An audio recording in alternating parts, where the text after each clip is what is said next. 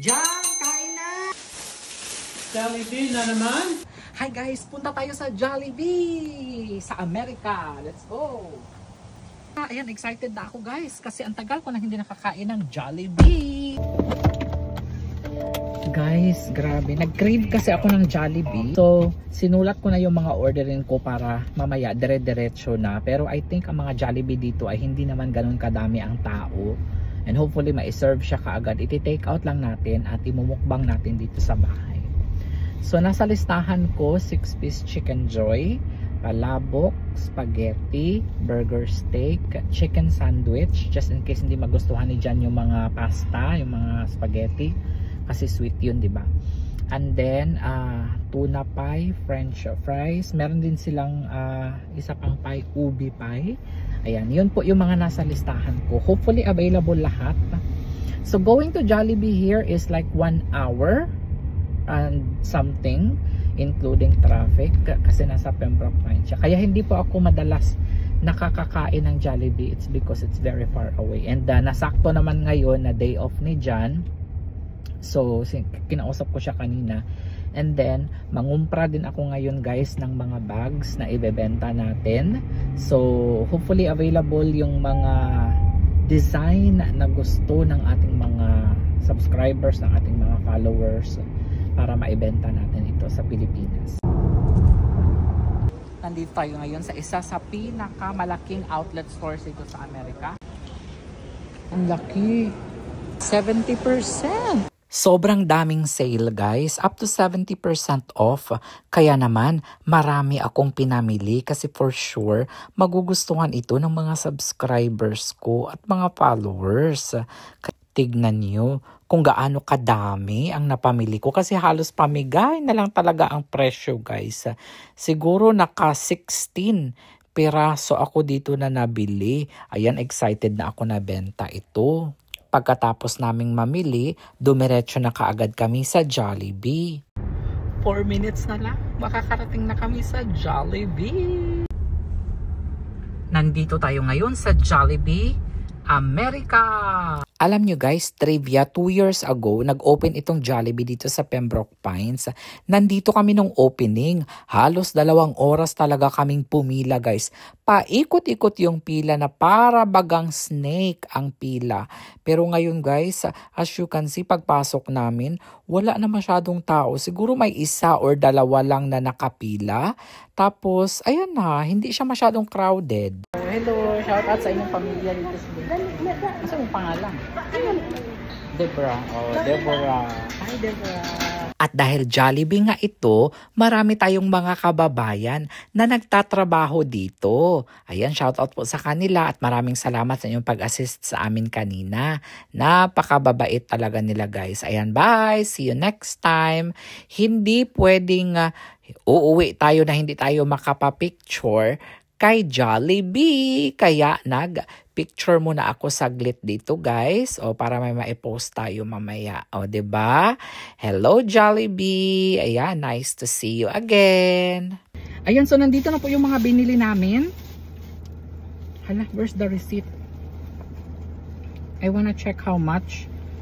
Ang nabayaran namin dito sa lahat guys ay $79 or nasa 4,600 lahat ng mga nabili namin. So ito muna yung kakainin namin kasi baka mahupas tong ating french fries. So french fries muna, tag-isa kami ni Jan. And then, ay, spicy deluxe. So this is Aloha Burger. Alam mo, it's one of my favorites. Nung nasa Pilipinas pa ako. Alam mo, isa ito sa pinakamatagal na nila na menu guys. Aloha Jollibee Burger. Ganito pala kalalaki ang mga burger dito sa Amerika guys. Sa akin, Aloha. Hindi ko siya maangkab.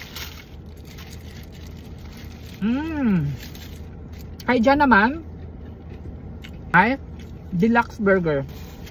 Tignan ko yung price ha, kung magkano ang individual price. Ito na siya guys, papakita ko sa inyo.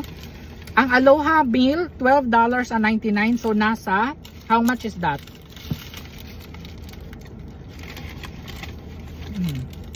Tapos ang deluxe ni Jam,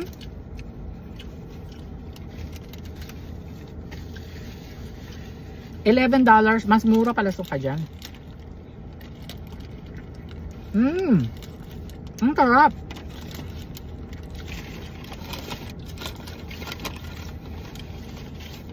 Parang mas malaki ito, guys. Nagtrabaho kasi ako sa Jollibee for 2 years. Hindi man ganito kalaki ang ano. Siguro dahil sa US. Pag sa US, iba yung serving size nila. There, no? US, different serving size. Hindi ko talaga siya maingkib, guys. So, sobrang laki. The sandwich is bigger? Smaller? Here, it's bigger. We don't have native chicken. Laki ng kanilang lettuce. Very fresh ang lettuce nila. Very fresh. Fresh and crispy. Crispy pa rin. Gusto sana ni Jan kumain sa loob. Kaso nga lang sabi ko, may music kasi makaka-copyright.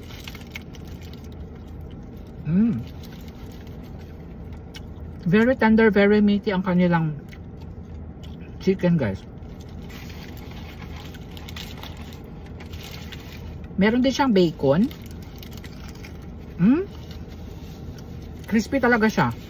So ito, guys, ay 700 pesos. Pero kasama na yung fries. Ganito po ang size ng fries niya. Tapos yung Coke naman ay kasama na rin. Meal siya. 700 ang kanilang Aloha.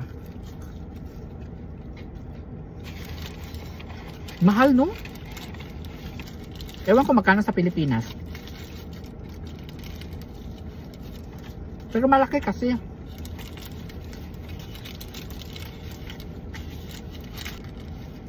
Do you like it, dear? Ngayon lang ako nakarinig, no? Ngayon lang ako nakarinig na gustuhan ni Jam.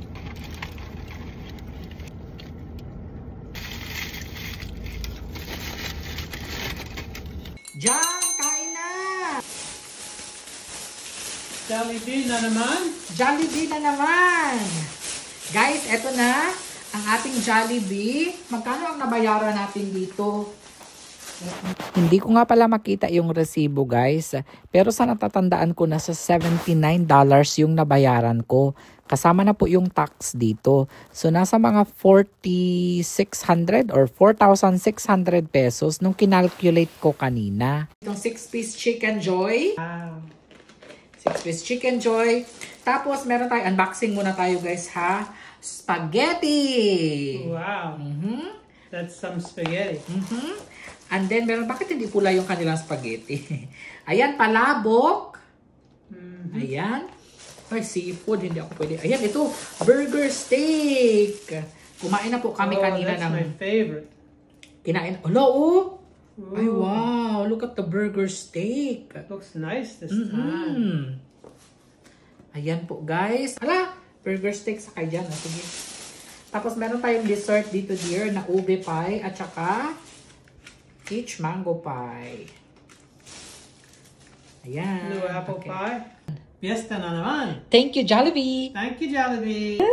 Ay, paborito ko talaga ito. Oh. Jolly Spaghetti. Ayan. Nilipat lang ni Jan kasi iinitin niya ata ito. You're gonna reheat that there, dear. Okay, you're gonna put the rice. Might as well. Just a little. Ipaparate ko siya kay Jan. Ayan. So, palabok. Ano, grabe yung kanilang spaghetti, guys. Oh, tignan nyo yung kanilang spaghetti, guys. Wow! Amazing! Hindi siya ganun kapula ng kagaya sa atin sa Pinas. Iba siguro yung sauce nila dito na ginamit or ketchup siguro or hindi sila naglagay. Pero for sure, sweet pa rin ito. Sweet spaghetti. At saka ang nagustuhan ko, okay, unang tingin ha, marami siya agad na beef siguro ito, guys, no. Mag-limit lang ako sa beef. Ayan. Marami kaagad siya, guys, na mga laman. I mean, marami. Hindi siya tinipid. In short, hindi siya tinipid. Ayan. So, konti-konti lang. A little bit of everything lang nakakainin ko, guys. Shout out pala sa mga taga Jollibee, Pembroke Pines.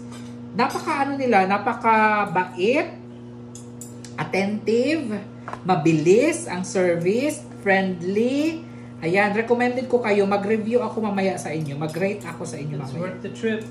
Worth the trip talaga. Alam nyo ba kung ilang oras papunta doon? Hanggang kalahati. Isa't kalahating oras. Ayan. Kailangan ko lang siyang initin ng very, very light, guys, ha? The spaghetti, ganito talaga ang spaghetti. Pero alam nyo, nagtatrabaho ako sa Jollibee for almost 2 years. Sa mga hindi pa nakakaalam. Yung serving dito sa US, guys, is different. It's mas marami. Mas marami dito. Hala, hindi na sana ako nag-pork at beef ng how many days. Ngayon, magpo-pork at beef. Kaya konti lang yung kainin ko. Ayan, tapos, meron dito. Mamaya na lang yan. I think i-air fry mo din. Ay, ano ba dito, dear? For 30 seconds lang siguro. Yung gravy. Tapos ito, spicy chicken. I-ano ko lang siya, i-air fry ko siya. Ayan, spicy chicken. Hala, ang laki ng chicken nila, oh. Hala, grabe. Ang sarap. Ay, grabe, oh. Ang laki. Ganito po kalalaki ang chicken dito sa US, guys. Hala, hindi talaga tinipid. Hala ka. Hindi ko man ito maubos, uy. So, isang ganyan, at saka isang ganito. Pero i-air fry ko lang muna siya, guys, ha. Ito na po yung burger steak ni John, guys, oh. Pakita mo, dear, ang burger steak. Wow! Look at that! Hindi ko na siguro i-ano ito. Sige, air fry ko na lang siya saglit. O sige, try mo, dear. I-try mo na nga yan muna. Sarap. Oh? Good gravy. Good gravy? Try ko nga. Good gravy daw sabi ni John, guys, eh.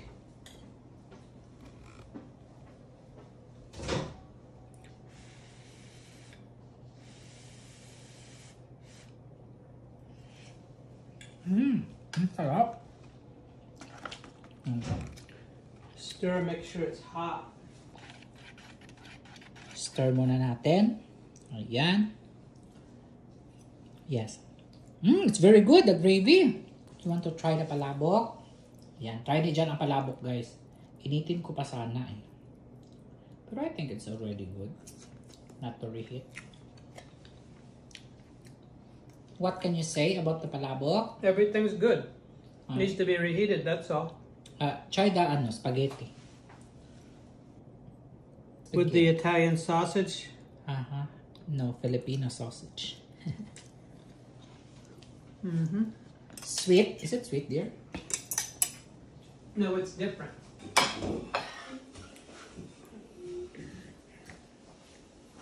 Guys, na-reheat ko muna yung chicken natin para crispy talaga siya. So, nilagay ko muna siya sa air fryer. Tikman muna natin ang ano, ha. Palabok kasi isa talaga to sa paborito ko. Ala, ang sarap. Ganito talaga yung lasa ng palabok ko. Yeah, more. Nagtrabaho ako sa Jollibee 2005 to 2006. You want more burger steak? Masarap yung burger steak with rice nila, guys. Very flavorful. At saka yung gravy na ginamit nila, sobrang sarap.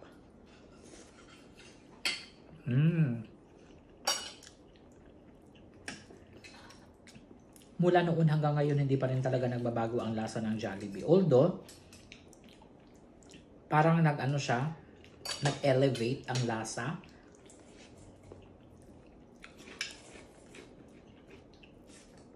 Parang mas naging tasty siya. Okay, try natin yung spaghetti nila.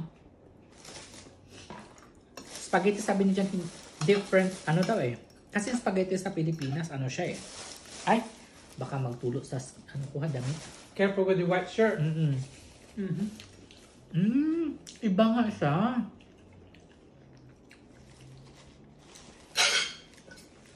Although their spaghetti is sweet naman, guys, but hindi talaga siya ganun ka.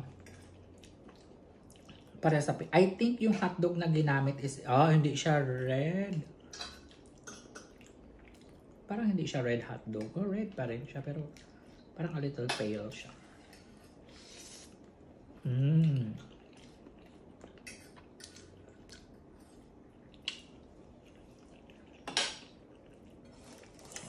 Iba ang spaghetti. Palabok, the same talaga. Yung french fries, the same talaga. Kasi kinain na namin yung french fries kanina sa sasakyan. Kasi pag dito pa namin kainin sa bahay, makuha na siya. Muluyat na siya.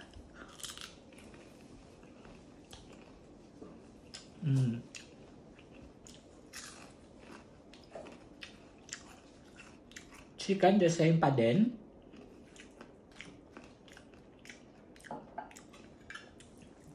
The same talaga ang lasa ng chicken.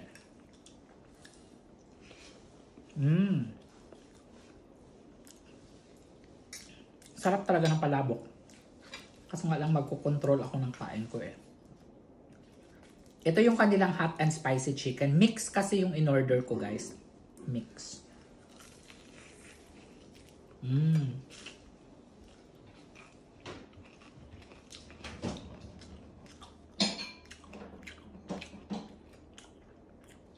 Hindi po siya ganun kaanghang.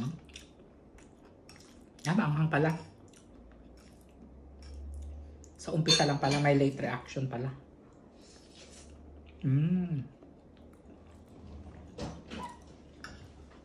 Peach mango pie at saka ube pie. Ayan! Hindi ko na siya initin, guys, kasi pag ininit mo to, sobrang init ito sa loob. Try natin to. I think ito yung ube. At saka ito naman yung peach mango pie. Ayan na, guys. Look at that. Wow! Peach mango pie. Ayan, ang sarap.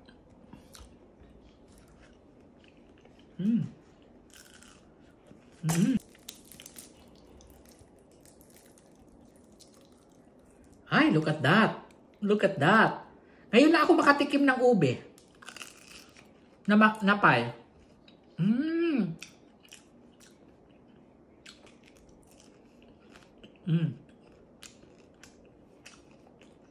Sarap ng ube.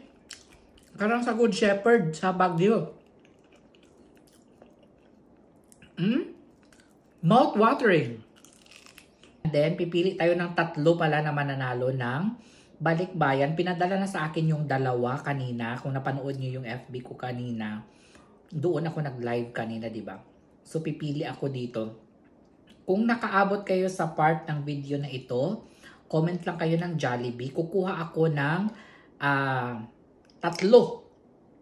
No, 3 kasi yung kanina, sinabi ko na mag-hashtag sila. Basta kung napanood nyo, yung video ko kanina, yung live ko kanina, sinabi ko kung ano yung i-comment ninyo, di ba? Ngayon naman, pipili pa ako ng isa pa. No, naman, kasi 3 dapat ang magkaroon ng box. Yung isa makakuha ng maliit na box, yung isa naman yung medyo malaki. Hindi ko pa alam kung ano yung box na darating sa akin bukas.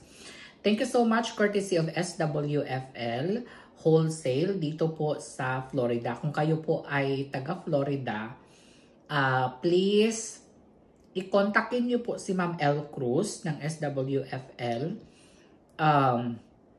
Wholesale.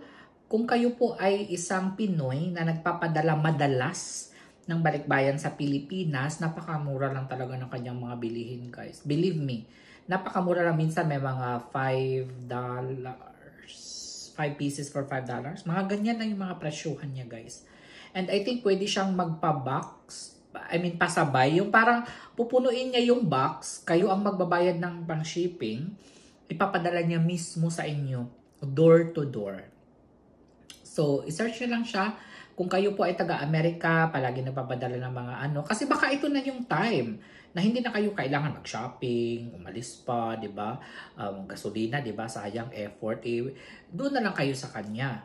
Di ba? Kasi siya na magpapadala. Di ba?